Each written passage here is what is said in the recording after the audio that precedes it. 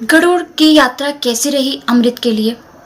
गरुड़ किस तरह से पहुंचे अमृत को पाने के लिए। रास्ते में उन्हें कैसे झेलना पड़ा और उन्होंने क्या खाया,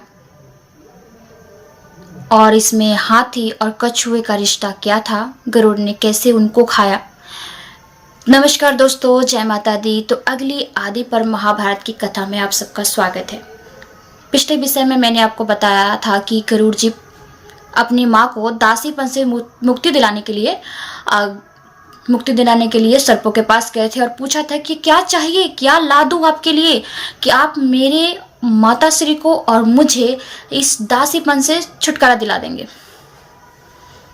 तब सर्पों ने क्या कहा था कि हमें अमृत ला के दे दो, हम तुम्हें और तुम्हारी माँ को आजाद कर देंगे। तब इसीलिए वो आगे की यात्रा के लिए निकले थे। तो आज इसी विषय पे हम बात करेंगे।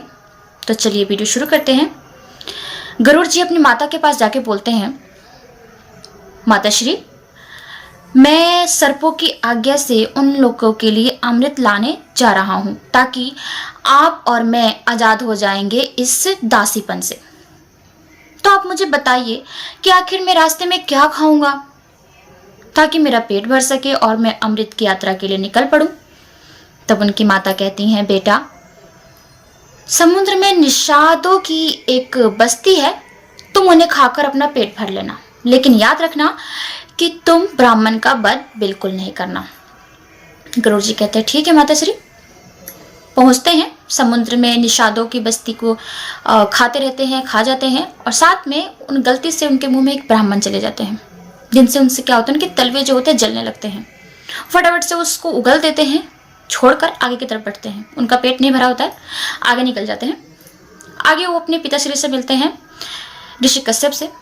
कश्यप जी अपने बेटे को देखकर बहुत खुश होते हैं और बोलते हैं, बेटा तुम कैसे हो, सकुशल तो हो, तुम्हारी माता श्री कैसी हैं, आवश्यकता अनुसार तुम्हें भोजन तो मिल जाता है। बेटा बोलते हैं, माता भी सकुशल है और मैं भी सकुशल हूँ, लेकिन पिताजी मुझे हम दोनों को आवश्यकतापूर्ण भोजन ना मिलने से थोड़ा दुखी रहते हैं हम लोग। और आज मैं निकला हूँ अपनी माता को और अपनी को दासीपन से मुक्ति दिलाने के लिए।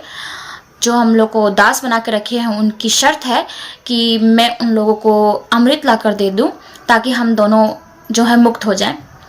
तो उन माता ने बताया था कि निषादों की बस्ती को खा लेना तो मेरा पेट भर जाएगा, लेकिन मेरा पेट नहीं भरा, मैं आगे की यात्रा कैसे करूं। तो आप मुझे कोई ऐसी वस्तु बताए, कि ऐसा कोई चीज़ बताए जिसे खाकर मेरा पेट भर जाए। तब उनके पिताजी कश्यप कहते हैं कि यहाँ से थोड़ी दूरी पर विश्वविख्यात एक सरोवर है, उसमें एक हाथी और एक कछुआ है, तुम उन दोनों को खाकर अपना पेट भर लो। उन दोनों में बहुत बैर है, वो दोनों एक दूसरे को मारने के लिए उतावले रहते हैं, तुम उन दोनों जंतुओं को खा लो। चलो मैं तुम्हें इन दोनों की एक कथा सुनाता हूँ। प्राचीन काल में दोनों भाई होते हैं, एक विषाव भक्त और दूसरे इनके जो दूसरे छोटे भाई होते हैं वो होते हैं सुप्रतीक। ठीक है, सुप्रतीक।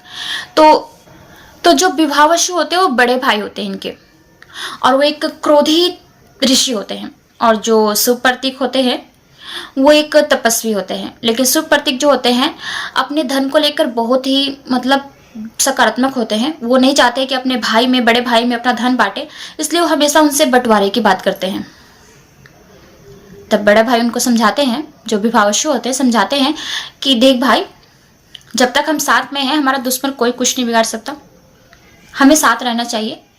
अगर हम जैसे ही बंटवारा कर लेंगे, अलग हो जाएंगे, तो हमारे धन का पतन हो जाएगा और बहुत से जो दुश्मन हैं वो हम पर आक्रमण कर सकते हैं और हम लोग को अलग अलग हो जाएंगे तो हमारा सब कोई अच्छे से बिगाड़ लेगा, लेकिन अगर हम साथ में रहेंगे तो कोई हमारा कुछ नहीं बिगाड़ेगा। लेकिन उनके जो भाई हैं नहीं मानते हैं, सुप्रतीक। तब वो जो उनके बड़े भाई होते हैं गुस्से में बोलते हैं, ठीक है, जब तू मेरी बात समझना ही नहीं चाहता है तो ठीक है, तू जा, मैं तुझे शाप देता हूँ कि तू अगले जन्म में हाथी की योनि में पैदा होना।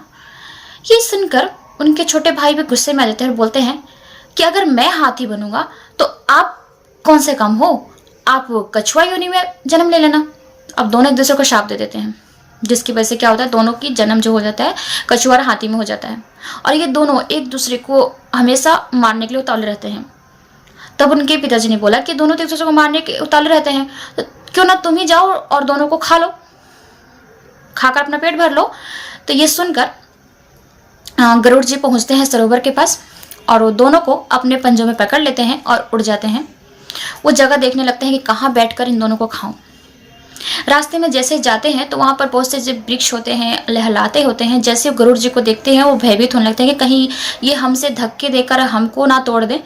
जब वो गरुड़ जी देखते हैं कि सब मुझसे भयभीत हो रहे हैं तो वो रास्ता मोड़ लेते हैं और फिर से वो देखने लगते हैं कि कहाँ मैं अच्छे से बैठकर और अच्छी जगह पर बैठकर मैं ये जो है खा सकूँ, इसको अच्छे से खाकर पेट भरूँ, उसके बाद आगे उड़ूँ। तभी उनको जो बट वृक्ष होते हैं, बहुत बड़ा सा एक बट वृक्ष होता है, बोलते हैं कि आप मेरी शाखा पर बैठकर और आप खा लीजिए, आराम से खा पी लीजिए।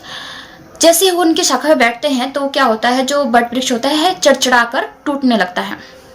फटाफट से उठ जाते हैं कि पूरा ना टूट जाए, देखते हैं तो टूट रहा है। फिर अचानक उनकी नज़र जो आती है कि वहाँ पर उल्टे लटके हुए ऋषि जो होते हैं, बिलखे ऋषि जो होते हैं, वो तपस्या कर रहे होते हैं। वो घबरा कर उस जो शाखा को पकड़ लेते हैं, कहीं नीचे गिर गया तो ये सभी ऋषि जो है मर जाएंगे। फिर उनको ऐसे ही उड़ते रहते हैं, दोनों पंजों में है जो हाथी और कछुआ को, और चोंच में जो होता है शाखा पकड़ कर उड़ते रहते हैं कि ऐसी कौन सी जगह है जहाँ पर मैं इन ऋषियों को उतार दूँ और मैं भी अपना भोजन कर लूँ। लेकिन ऐसा क्या होता है, उनको ऐसा कोई जगह ही नहीं मिलती है। उड़ते जाते तब उनके जो पिताजी होते हैं कश्यप बोलते हैं, बेटा ऐसा कोई गलत काम ना कर देना, तुम अगर इनको सूर्य की किरणों के पास लेकर जाओगे तो क्या होगा, ये ऋषि लोग तुम्हें क्रुद्ध होकर तुमको भस्म कर इनको ऐसी जगह कि कहीं पे ये अपना सही से अपना तपस्या कर सके। तब वो हिमालय के ऊपर पहुंचते हैं तो वहां पर अचानक उनके पिताजी बोलते हैं कि ऋषिगण, तपोधन ये मेरा पुत्र है और ये प्रजा के हित के लिए अमृत लाने जा रहा है, तो इसे आप बख्श दीजिए। और इस तरह से ऋषिगण समझ जाते हैं और उनकी शाखा से उतरकर हिमालय पर्वत पर पहुंच जाते हैं तपस्या करने के लिए। तब वो शाखा को छोड़ देते हैं और कहीं एक जगह जाकर बैठकर, हिमालय के पर्वत पर बैठकर अच्छे से वो अपने पहले पेट भरते हैं, यानी हाथी और कछुओं को खाते हैं, और उसके बाद आगे की यात्रा तय करते हैं। यात्रा में वो बहुत सी, जैसे वो गरुड़ जी होते हैं तो उनका आकार बहुत ही बड़ा होता है और तेजस्वी होते हैं। तो जैसे जैसे जाते हैं तो उनको मतलब रास्ते में जितनी शाखाएं होती हैं टूटती जाती हैं, मतलब बहुत सारा कुछ नुकसान होता जाता है। तभी जो इंद्र को ऐसा लगता है कि कुछ ना कुछ होने वाला है, तो बृहस्पति के पास जाते हैं, बोलते हैं भगवान ऐसा मुझे प्रतीत हो रहा है कि कुछ ना कुछ घटना होने वाला है। ऐसा कौन है दुश्मन जिसे मैं ना जीत सकूं, ऐसा क्या बात है, कौन है जो ऐसा करने वाला है। तब भी बृहस्पति जी कहते हैं कि विनीता नंदन गरुड़ जी अमृत लेने आ रहे हैं। जैसे ही इंद्र को पता लगता है वो स्वर्ग की तरफ बढ़ते हैं और सभी अपने साथियों को बोलते हैं, सभी को, कि जो अमृत है उसको घेर लिया जाए, अमृत की सुरक्षा की जाए, पहरा दीजिए, क्योंकि गरुड़ कभी भी पहुंचेंगे और अमृत को पाने के लिए पहुंच रहे हैं, इसलिए हमें अमृत को ध्यान से रखना होगा। और खुद इंद्र भी वहां पर अमृत की देखरेख में लग जाते हैं। गरुड़ जी वहां पहुंचते हैं और अपने पंखों की हवा से, अपने जो पंखों की हवा से धूल उड़ाते हैं और सभी की आंखों पर, देवताओं की आंखों पर धूल जम जाती है और अंधे होने जाते हैं, उन्हें कुछ दिखाई नहीं देता कि गरुड़ कहाँ पहुंचा है क्या। तब जो स्वर्ग के इंद्र होते हैं वो बोलते हैं वायुदेव को कि अपनी हवा से इसे उजाला करो, साफ करो धूल को, ये मेरी आज्ञा है, ये आपका कर्तव्य भी है। तब वायुदेव अपनी हवा से उसको पवन वेग को बढ़ाते हैं और उजाला करते हैं। तभी सब देवताएं साफ सुथरा से अच्छे से अपनी आंखों से धूल हटता है और देखते हैं कि गरुड़ कितना बड़ा है और कैसे आक्रमण कर रहा है। दोनों के बीच घमासान युद्ध होता है एक दूसरे को। जब भी गरुड़ के ऊपर आक्रमण करते हैं तो गरुड़ अपनी तेज हवा से, यानी कि तेजी से ऊपर की तरफ उड़ते हैं, फिर नीचे आते हैं। इस तरह से दोनों में आक्रमण चलता रहता है और युद्ध होता रहता है। किसी तरह से गरुड़ जी पहुंच जाते हैं अमृत के पास, लेकिन वहां पर क्या देखते हैं कि अमृत की चारों तरफ आग की लाल लाल लपटें। अब उसको कैसे ले। तब गरुड़ जी अपने रूप को, मतलब अपने मुंह को हजारों मुंह बनाते हैं, यानी शक्तियों से, और उसमें जल भरते हैं। जल भरकर आग की लपटों पर फेंकते हैं, जिससे आग सारी बुझ जाती है।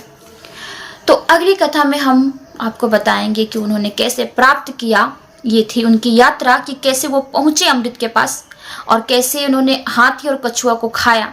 हाथ और कछुआ की क्या था संबंध दोनों का आपस में, ये थी कथा। और अगली कथा में हम बात करेंगे कि उन्होंने कैसे प्राप्त किया और अपनी माता को कैसे दासपन से मुक्त कराया। तो नमस्कार, जय माता दी। मिलते हैं अगली वीडियो में। आज्ञा दीजिए।